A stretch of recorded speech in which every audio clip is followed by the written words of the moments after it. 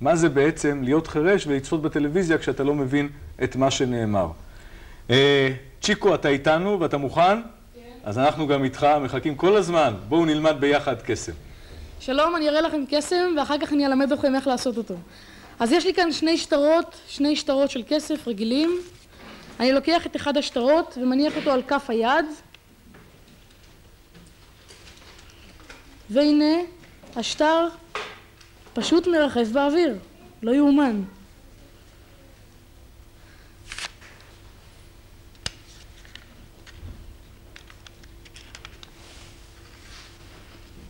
והוא יורד לאט לאט, לאט לאט.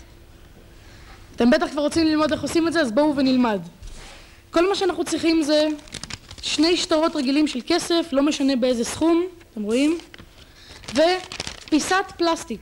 עכשיו אתם בטח שואלים איך משיגים את הפלסטיק הזה, אז בואו אני אראה לכם מאיפה.